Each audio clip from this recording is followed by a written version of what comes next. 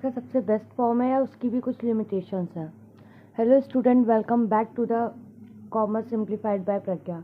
आज की क्लास में हम इवैल्यूएशन ऑफ कंपनीज ऑर्गेनाइजेशन के अंदर कंपनी के मेरिट्स और डिमेरिट्स को समझेंगे।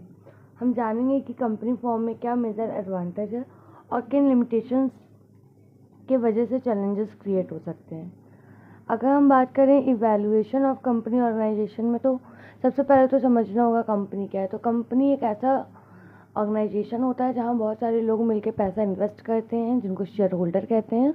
और उसके बाद वो लोग जो पैसा इन्वेस्ट करते हैं वो एक प्रॉपर वे में आके बिजनेस को चलाते हैं। और इसमें क्या होता है कि जो कंपनी ऑर्गेनाइजेशन होती है वो एक इम्पॉर्टेंट रोल प्ले करती है, जिससे सोल ट्रेडर और पार्टनरशिप की वेरियस लिमिटेशंस को ख़त्म किया जा सकता है।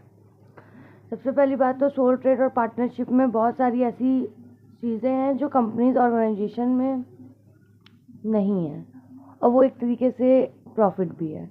विच मीन्स कि जैसे सोल ट्रेड और पार्टनरशिप में कैपिटल, लैक ऑफ कैपिटल है, लैक ऑफ मैनेजरियल कैपिटल है, कैपेबिलिटी है, और स्मॉल साइज ऑफ बिजनेस और अनलिमिटेड लाइबिलिटीज़ भी। तो इस सबको इवैल्यूएट करने के लिए इम्पॉर्टेंट ये होता है कि हम बिजनेस के कंपनी के लिमिटेशंस और मेरिट्स को पढ़ें और दूसरे फॉर्म ऑफ बिजनेस ऑर्गेनाइजेशन से कंपेयर करें। तो अगर हम सबसे पहले इसमें मेरिट्स की बात करें तो कंपनी में जो होता है वो पहला मेरिट्स ये होता है कि लिमिटेड लाइबिलिटी।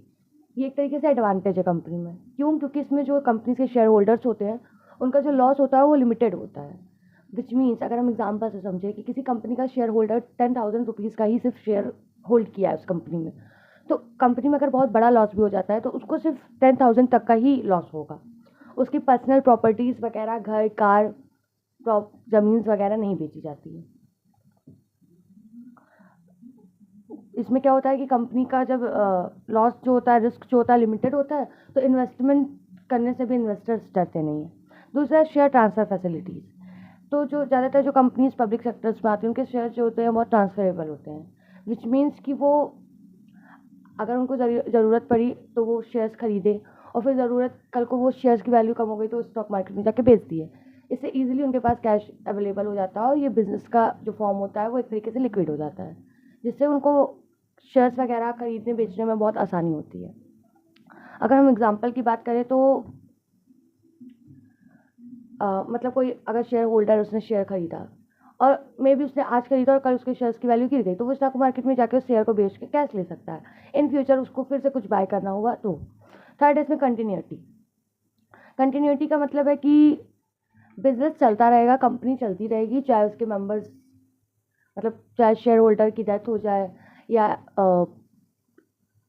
इंसॉल्वेंसी आ जाए या कुछ और रीज़न हो जाए, तो उसमें कंपनी पे कोई इफेक्ट नहीं पड़ता। कंपनी कंटिन्यूस चलती रहती है। उसके बाद अगर हम बात करें scope for growth and expansion, तो कंपनीज में जो कैपिटल होते हैं वो ज़्यादा होते हैं। विच मीन्स कि जो कंपनीज में पैसा होता है वो ज़्यादा होता है, तो जो ग्रोथ वगैरह होता है, जो कंपनीज का एक्सपेंशन होता है वो रेगुलर होता रहता है। तो अगर ज़्यादा बिजनेस है, सफिशिएंट कैपिटल से ज़्यादा चीज़ें हैं, सफिशिएंट मैनेजमेंट कैपेबिलिटीज़ है, लिमिटेड लाइबिलिटीज़ है, तो जो बिज़नेस होता है वो लार्ज स्केल्स पे भी अवेलेबल हो सकता है। क्योंकि इससे क्या होता है कि जो कॉस्ट पर यूनिट प्रोडक्शन होता है, कॉस्ट जो होती है वो कम हो जाती है, और जो कंज्यूमर्स होते हैं उनको अच्छे क्वालिटी का जो गुड्स होता है वो रीजनेबल प्राइस पे उनको अवेलेबल हो जाता है। तो इससे भी क्या है कि बहुत ज़्यादा जब ये रीजनेबल कॉस्ट पे चीज़ें अवेलेबल हो जाती है तो चीज़ें अच्छे से बिकने लगती हैं, ज़्यादा सेल होने लगती हैं, तो इससे भी कंपनी का ग्रोथ और एक्सपेंशन होता है। उसके बाद अगर हम बात करें एफिशिएंट मैनेजमेंट का, जो कंपनी होती है उसमें जितने भी मैनेजमेंट मतलब जो भी मैनेजर्स वगैरह है उनको जो हायर करती है वो ऐसे लोगों को हायर करती है जिनको अपने एरियाज़ में एक्सपर्टीज़ हो। विच मीन्स MBA वगैरह जो लोग किए रहते हैं उनको कंपनीज हायर करती है। तो एक तरीके से उनको एक एक्सपीरियंस मिल चुका होता है कंपनी से रिलेटेड कि कैसे वर्क करना है, एफिशिएंट तरीके से वो वर्क करते हैं। ऐसा नहीं है कि उनके पास नॉलेज ही नहीं है, उनको कोई आइडिया ही नहीं है और उनको बिजनेस में रख लिया गया है। नहीं, कंपनीज में जो भी मैनेजमेंट होते हैं, जो भी मैनेजर्स वगैरह होते हैं, जिनको फाइनेंशियल एक्सपर्ट्स होते हैं या जो भी मार्केटिंग के मैनेजर्स होते हैं, उन सबको रखा जाता है जिनको एक अच्छी नॉलेज होती है कंपनीज कैसे वर्क करना है, किस तरीके से वो इफेक्टिवली वर्क करके कंपनीज का ग्रोथ और उसके फ्यूचर ग्रोथ को बढ़ा सकते हैं।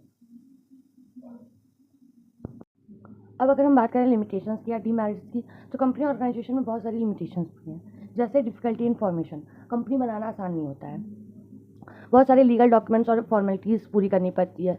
लाइक कंपनी में सबसे पहले रजिस्टर करवाना पड़ता है, MOA, AOA, प्रॉस्पेक्टस, ये सब जितनी भी फॉर्मेलिटीज़ होती है उनको पूरी करनी पड़ती है। तो इस वजह से कंपनी को फॉर्म करने में टाइम और कैपिटल, मतलब पैसे और टाइम दोनों ही बहुत ज़्यादा कंज्यूम होते हैं। दूसरा है लैक ऑफ सिक्रेसी। कंपनीज जो वर्क करती है उसमें गवर्नमेंट के साथ उनको बहुत सारी फाइनेंशियल इन्फॉर्मेशन शेयर करनी पड़ती है, जिससे वो चीज़ें पब्लिक हो जाती हैं। तो कंपनीज़ की जो भी इन्फॉर्मेशन पब्लिक हो जाती है, तो वहाँ सिक्रेसी का मतलब एक कमी हो जाती है, क्योंकि वो कोई भी अपनी मतलब इन्फॉर्मेशन वो सीक्रेट नहीं रख सकते हैं। ज़्यादातर चीज़ें उन्हें पब्लिक के साथ शेयर करनी ही पड़ जाती है, जो पब्लिक रिकॉर्ड्स में भी मेंशन हो जाते हैं। उसके बाद है लैक ऑफ मोटिवेशन। तो कभी कभी क्या होता है, जो कंपनीज़ के ओनर होते हैं वो मैनेजर्स होते हैं, अलग अलग होते हैं। मैनेजर्स जो होते हैं वो सिर्फ सैलरी के लिए वर्क करते हैं, जबकि जो कंपनीज़ के ओनर्स हैं वो खुद इंटरेस्ट लेके वर्क करते हैं। तो इससे क्या होता है कि जो जो मैनेजर्स, अगर उनकी सैलरी टाइम पे नहीं मिल रही है या एक तरीके से उनको सिर्फ सैलरी के लिए काम करना है, तो वो इतने इंटरेस्टेड होकर वर्क नहीं करते हैं, वो बस कैसे भी अपना काम खत्म करना चाहते हैं। तो लैक ऑफ मोटिवेशन भी इसका एक बहुत बड़ा लिमिटेशन होती है। उसके बाद एक्सेसिव गवर्नमेंट कंट्रोल। गवर्नमेंट का बहुत ज़्यादा कंट्रोल होता है कंपनीज में, विच मीन्स बहुत सारे रूल्स और रेगुलेशंस होते हैं जो उनको फॉलो करने पड़ते हैं, लीगल प्रोसीजर्स होते हैं जो उनको फॉलो करने पड़ते हैं। लाइक उन्हें ऑडिट करवाना पड़ता है, रिपोर्ट सबमिट करनी पड़ती है, लीगल फॉर्मेलिटीज़ पूरी करनी पड़ती है, या लीगल लॉज को फॉलो करने पड़ते हैं। तो कंपनीज की फ्रीडम कम हो जाती है, तो ये भी एक तरीके से लिमिटेशन है। उसके बाद है कॉन्फ्लिक्ट अमंग इन्वेस्टर्स। सारे इन्वेस्टर्स का अलग अलग इंटरेस्ट होता है। कुछ जो कंपनीज के जो इन्वेस्टर होते हैं वो ज़्यादा डिविडेंड पाने की इच्छा रखते हैं, जबकि जो कंपनीज के मैनेजमेंट होती है वो चाहती है कि कंपनीज का जो प्रॉफिट है वो फ्यूचर ग्रोथ के लिए कलेक्ट किया जाए या रिजर्व किया जाए। तो इस तरीके से भी बहुत सारे कॉन्फ्लिक्ट अराइज होते हैं बिटवीन इन्वेस्टर्स। तो ये था लिमिटेशंस ऑफ कंपनी ऑर्गेनाइजेशन। अगर हम कंक्लूजन की बात करें, तो कंपनी ऑर्गेनाइजेशन एक ऐसा बिजनेस फॉर्म है जहाँ limited liability, easy transfer of shares, continuity और ग्रोथ जैसे बड़े एडवांटेज मिलते हैं। लेकिन कंपनी बनाना मुश्किल होता है, सिक्रेसी कम होती है और गवर्नमेंट कंट्रोल ज़्यादा होता है। इसलिए कंपनी फॉर्म बड़े बिजनेस के लिए सबसे ज़्यादा सुटेबल माना जाता है। इसके बाद हमारा टॉपिक है टाइप्स ऑफ कंपनीज, जो हम अगले वीडियो में कवर करेंगे।